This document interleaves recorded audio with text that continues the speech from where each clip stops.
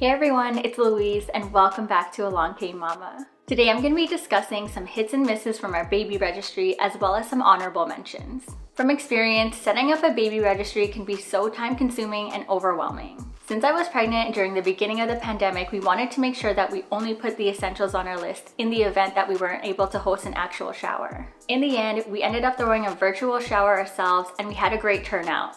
Online, of course. If you're curious, you can check out our online baby shower in my previous videos. Anyway, registries can get long and really confusing. As much as I would love to go through every single item, I'm gonna narrow down each list to the top 5 in each category.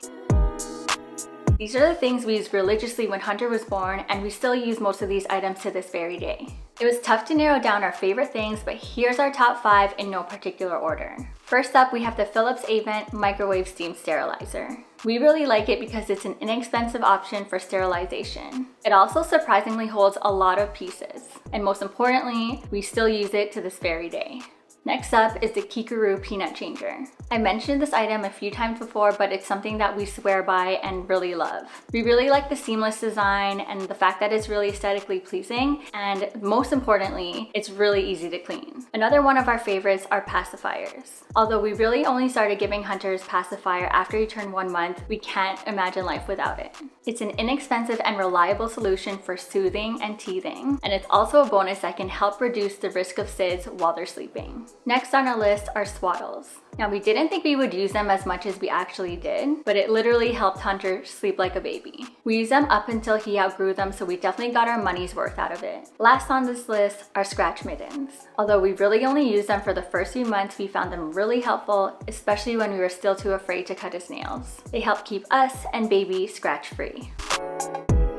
Although we liked and used a lot of what was on our registry, there were definitely some things we could have done without. In no particular order, here are the misses. First on the list is the Frida Baby Snipper Clipper. For some reason, we found that these nail cutters didn't even work. We did end up using the nail files that came with it though. Instead, to cut his nails, we ended up using a regular nail cutter and those worked just fine. Next on this list are sleepers.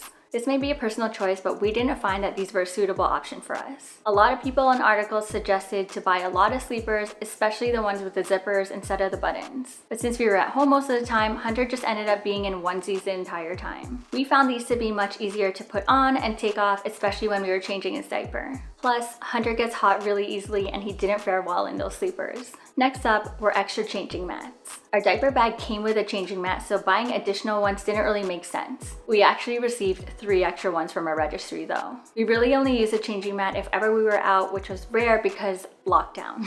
And of course, while we were at home, we would use this Kikaroo Peanut Changer. Next up is the Summer Infant By Your Side Sleeper. We put this on our registry because we saw it on one of our friends and we thought it would be a great idea. We tried it on different beds on different occasions and we never really enjoyed the experience. My advice is that if you have anything smaller than a king-size bed, this may not be for you because it takes up way too much space. Plus, we never really co-slept with Hunter. He either slept in his bassinet or his crib, so at the end of the day, this purchase wasn't necessary. Last on the list is a nasal aspirator. We actually received 2 types of nasal aspirators from our registry. There was one where you would suck through a tube, and then there's another one that sort of looked like a turkey baster. We found that the turkey baster style didn't really suck anything out. As gross as the suction tube one sounds, it actually did the trick. But I always got Harold to do that task.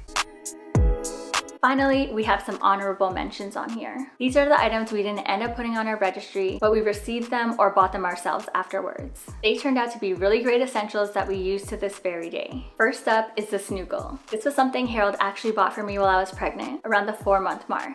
I recommend this for anyone and everyone, even if you're not pregnant, because it's just that comfy. I'm a side sleeper and the Snuggle is a godsend. I still use it to this day while I sleep, and then when I'm feeding Hunter, I fold it in half for back support. Next up is the Diaper Genie. We actually weren't planning on getting this item at all, but my dad ended up buying us one while we were staying with my parents during the first 2 weeks after I gave birth. We find it helpful because that means we don't have to go back and forth to the garbage chute every time Hunter has a soiled diaper. Although we don't put poopy diapers in the Diaper Genie, it does mask the smell of whatever else we put in there. Next up on this list are different size bottle nipples. This is something we didn't even think of until after Hunter was born. I recommend putting different bottle nipple sizes on your registry from slow flow to fast flow. This way you don't have to think about buying it when baby's ready to size up. Next up are soft bibs. We received some hand-me-down bibs before we even put our registry together, so that's something we didn't even put on our list. But because of the age, style, and material of it, it was a little bit too rough for Hunter's skin. We ended up having to buy a whole new set of softer bibs, and thankfully they made a difference.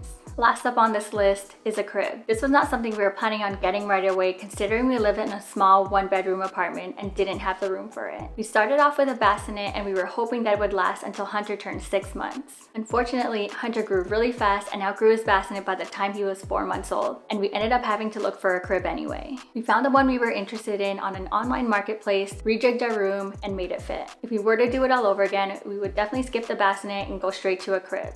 Hope you enjoyed this recap of our baby registry hits and misses, and hopefully it's helped you narrow down yours. As always, I'll be back next week with a brand new video. In the meanwhile, don't forget to like, comment, subscribe, share, follow me on Instagram, AlongCameMama, and all that good stuff. Thanks for watching and see you soon.